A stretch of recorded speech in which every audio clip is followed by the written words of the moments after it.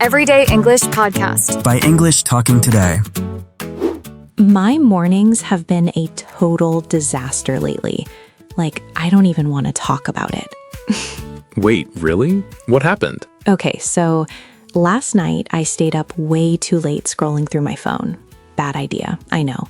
And then this morning I overslept, I couldn't find my bag, I skipped breakfast, and by the time I got out the door, I was already stressed.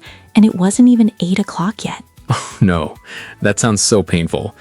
But honestly, I think a lot of people listening right now are nodding their heads because they've had mornings exactly like that. Definitely. And the worst part is, when your morning goes wrong, the whole day feels wrong. You spend the rest of the day just trying to catch up.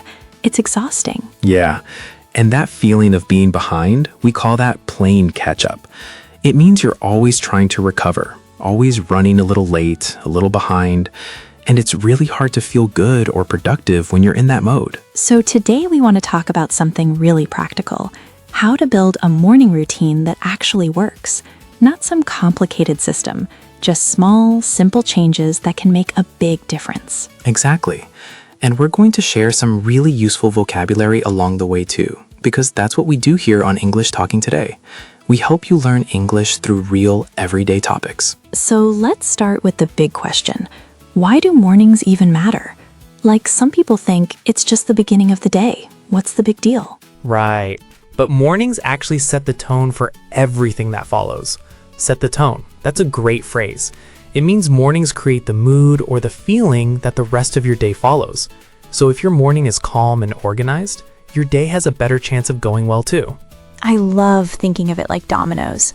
You know those little tiles you knock over? Oh yeah. If the first domino falls the right way, all the others follow smoothly. But if it falls the wrong way, everything goes wrong. Your morning is that first domino. That's a perfect image. And for people who are learning English, mornings are actually a golden opportunity. Golden opportunity means a really special and valuable chance, one you shouldn't miss. Because in the morning, your brain is fresh. It hasn't been overloaded with emails and meetings and stress yet. It's the best time to absorb new information. So even just 5 or 10 minutes of English practice in the morning, listening to a podcast, reading a short article, writing a few sentences, can make a big difference over time. Absolutely. And consistency is key. Consistent means doing something regularly, not just once in a while. If you practice English every morning, even for a short time, you will improve. That's just how learning works. Okay, so step 1.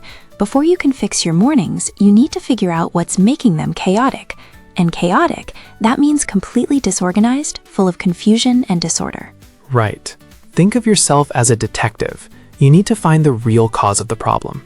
For a lot of people, the biggest issue is late nights. They stay up scrolling on their phone, Instagram, YouTube, you name it. And suddenly it's midnight or 1 in the morning. And then the next morning you feel awful. You hit snooze. Snooze means you press the button to delay your alarm.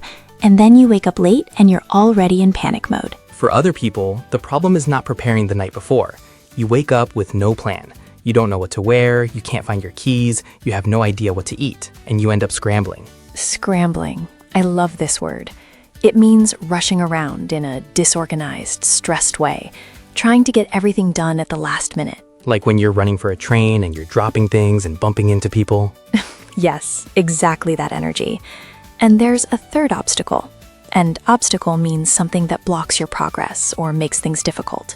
The third obstacle is overscheduling, trying to fit too many things into your morning. Oh, this is so real. People see these videos online like, I wake up at 4:30, I work out for an hour, I meditate, I read 50 pages, I make a smoothie.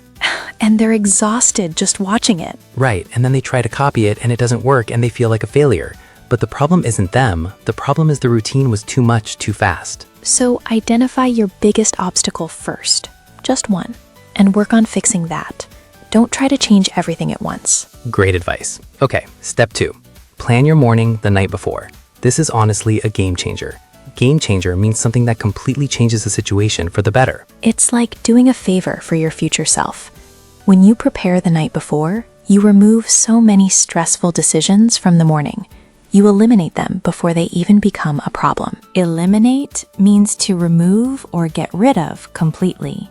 And that's important because every decision you have to make in the morning, what to wear, what to eat, where did I put my phone, those decisions cost you energy and time. So the night before, try laying out your clothes, packing your bag, and writing down your top 3 priorities for the next day. Just 3. What are the most important things you need to do? When you wake up and you already know your plan, you don't waste time figuring it out. You just start. It's like having a roadmap. Without a map, you wander. With a map, you know exactly where you're going. And even prepping your breakfast the night before can help. Overnight oats, for example. You make them the night before and they're ready when you wake up. No cooking, no stress. Nice. Okay, step 3. And this is where a lot of people go wrong. Wake up time. What time should you actually wake up? Okay, so I used to do this thing where I'd set my alarm for like 5:30 because I thought that's what productive people do. The 5 a.m. club, right? Exactly. And it never worked. I just kept hitting snooze until 7. Total waste of time. The mistake is setting an unrealistic goal. If you normally wake up at 7:30, don't suddenly try to wake up at 5. Your body isn't ready for that change. You'll just feel miserable and give up after 2 days. Instead, start small. Wake up just 15 to 30 minutes earlier than usual.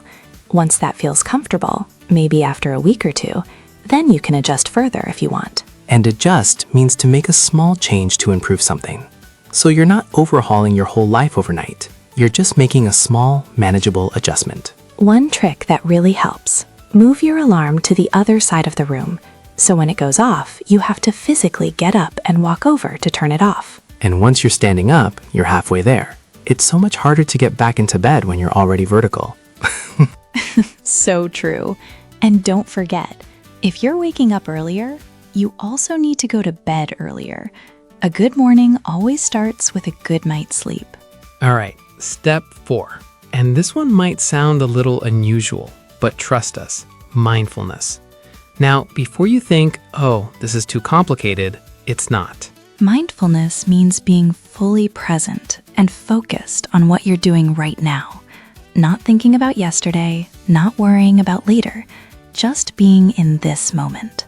A lot of people imagine mindfulness as sitting cross-legged and meditating for an hour, but it can be as simple as sitting quietly for 1 minute and taking slow, deep breaths. Yes, like breathe in slowly for 4 counts.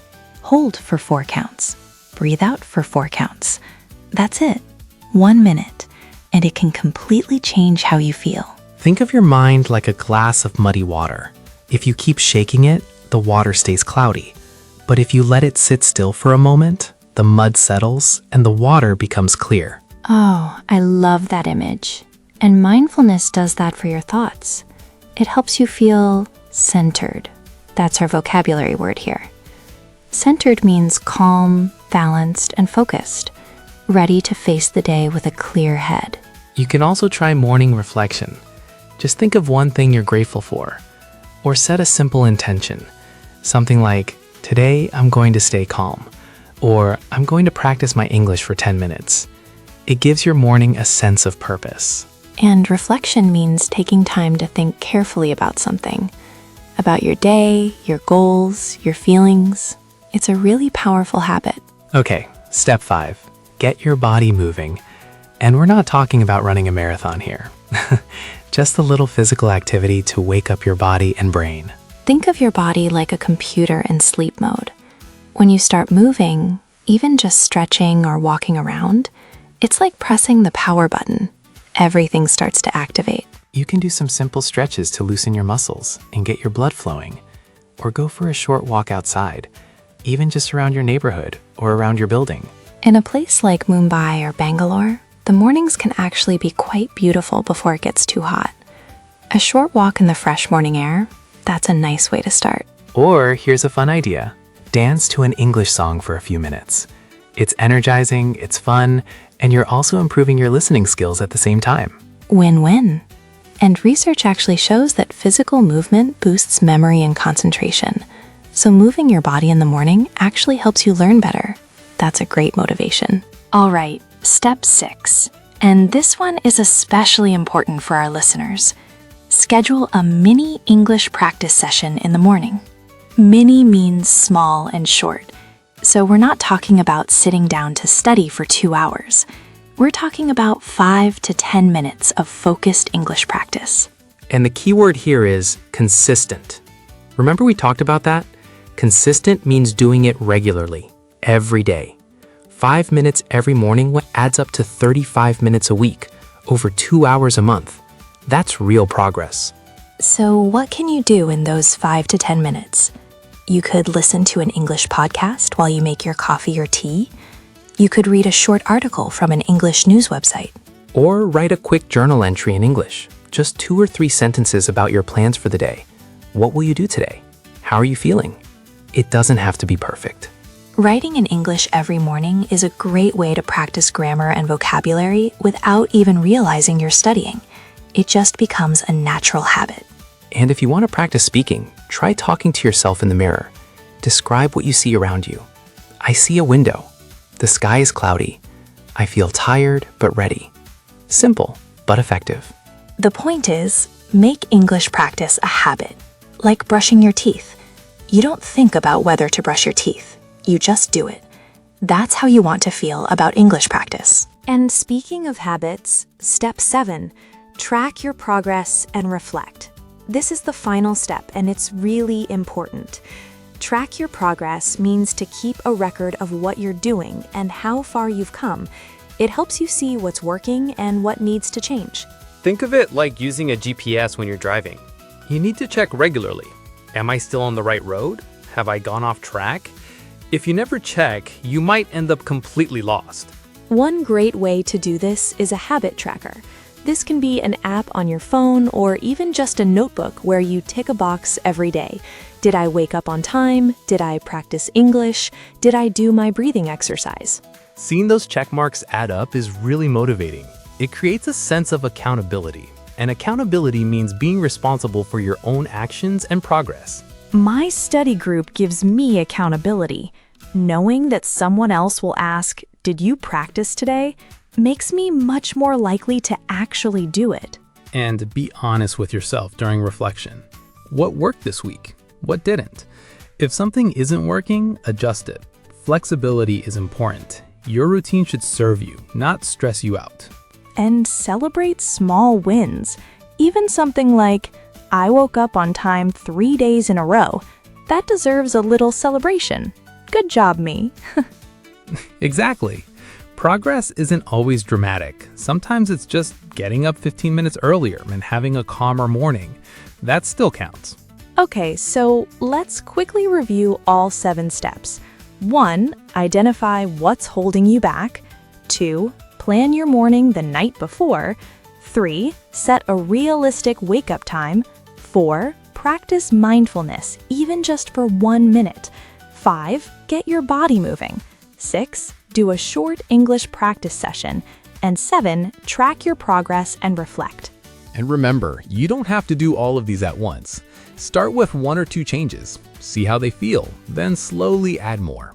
Building a morning routine is really about building confidence in your day and in your English. Because when you start the day with intention and calm, you feel more ready for everything, including learning and speaking English. That's so true. Even 5 quiet minutes in the morning, breathing, thinking in English, planning your day, can make a huge difference. Small habits done every day create big results over time. So here's your challenge this week. Pick just one of these steps and try it every morning for 7 days. Just one. See what happens. Then come back and tell us how it went. We'd love to hear from you. And if you found today's episode helpful, please subscribe to English Talking Today. Give us a like and share this episode with a friend who's also learning English. Your support means everything to us. It really does. And if you're watching on YouTube, don't forget to hit the notification bell so you never miss a new episode. We'll be back very soon with another topic to help you grow your English and your life. Until then, take care, keep practicing, and have a wonderful morning tomorrow. Bye, everyone. bye.